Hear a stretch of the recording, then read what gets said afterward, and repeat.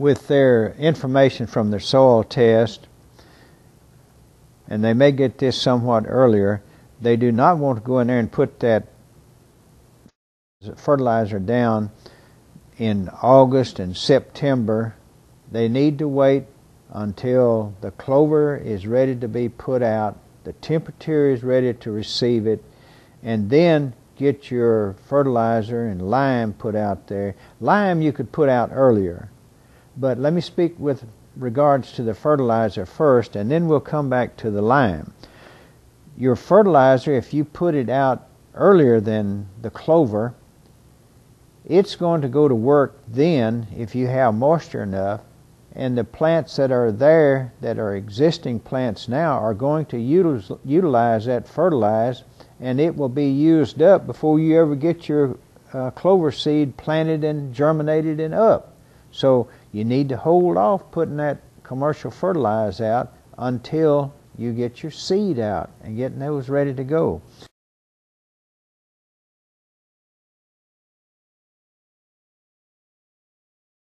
This was not having nothing to do with the pH.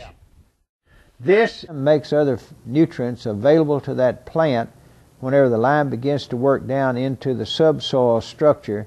Lime also conditions that soil so that it is able to hold more moisture for the plants for a longer period of time.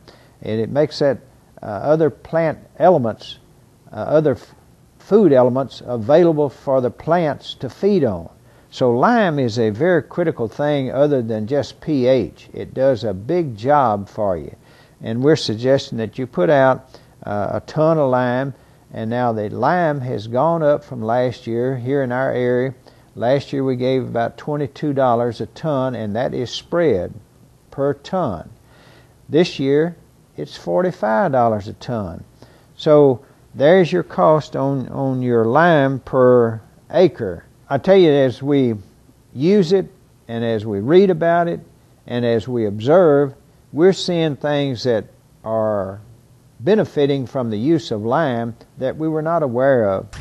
We are pleased with the way that our clover, ryegrass, and then our coastal and alicia and crabgrass, all those will be coming on, and they will be very productive through the summer months, and we'll be able to continue putting on a weight gain on our cattle. And the things that we're seeing now since the use of the lime, our dung beetles, earthworms, are working a lot more in numbers, and their activity has been increased considerably.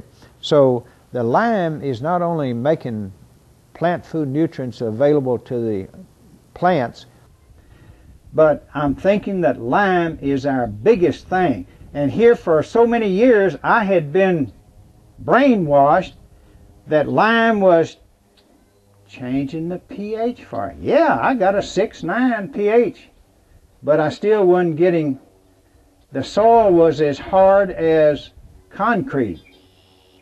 I did not have the action of the dung beetles and the earthworms. And now, this year, I have dung beetles that are in there with little shovels. And they're just shoveling that dirt up through that manure and everything. I'm telling you right, they are. And the dung beetles are working well. We uncovered him there yesterday, and he was right down in that manure about that deep. And he had his little shovel, and he had a hole there. Was all, I couldn't put my little finger in it, but almost. He had him a hole there, and he'd already gone down deep. So he was taking that manure in there now. And he has worked this pile of manure here and is taking it down into his hole and making that deposit down there so that the plants that are going to be growing, they'll be able to have the nutrients down there some 10 or 12 inches deep down in the moisture.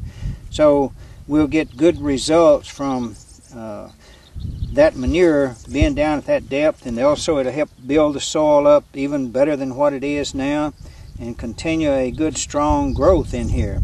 Now, when and if we get some rain, that hole is going to be open for that moisture to go down in. Folks, we have used so much over the last 40, 50 years. We have done everything in the world that can kill off everything in our soil. We have done such a good job at it that we can drive all over our pastures now and never get stuck, because it's just as hard as it is out on the highway. And it all has happened because we have been using all of these chemicals. Everything that is wrong, you can come and spray on it and that'll kill it. Or you can come and take and doctor your cattle with Ivomec, and then for the next 45, 60 days, that kills everything that's in the animal, plus everything that the dung is going out on the pasture. It kills everything that eats it or works in it. So that is a continuing thing. We haven't used Coral or any of those products here. We don't use anything on the cattle.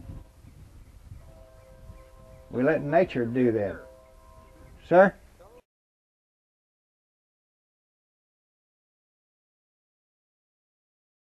Apple cider vinegar is what we worm our cattle with. We have a chemilizer. I don't have mine here. Yours is in the box. And it'll last a long time in that box. You probably never will wear it out.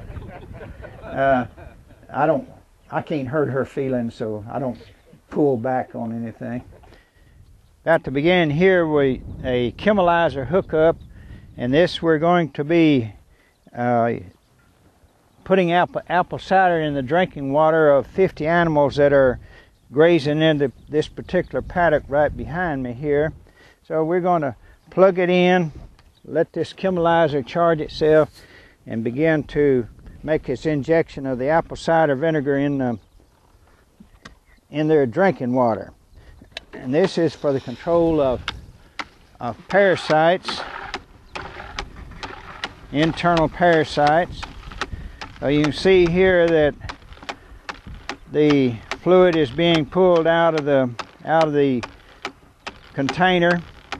We have put 3 gallons of apple cider vinegar in this container, and it is being injected into the drinking water that's going to the water trough over here, and it's being injected in at the rate of 1 fluid ounce of apple cider vinegar to each gallon of water that goes into the drinking tank over here.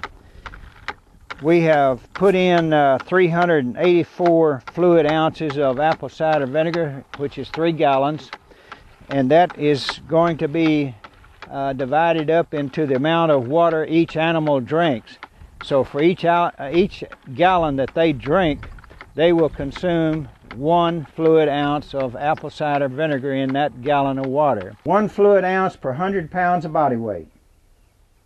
Now you say, how in the world am I going to get that to the cattle in that proportion? You let the cow decide that. You put it in the water, in the form there, then they will drink it. The one thing that I was going to say is that, you know, it took me 3 years to finally get around to buying that chemilizer. And but up until that point, we have a 100-gallon Rubbermaid trough out there. Even though we have water out piped to the pastures, I didn't have that ability to get that in there in the right proportions. So what I would do is I would figure each gallon has 128 ounces in it. I pour that into my 100-gallon tank. I turn the water off. I let them drink that down, and you continue to do that for a 24-hour period. And that way, if you don't have, I mean, it's a very simplistic way of doing it, but you still have control.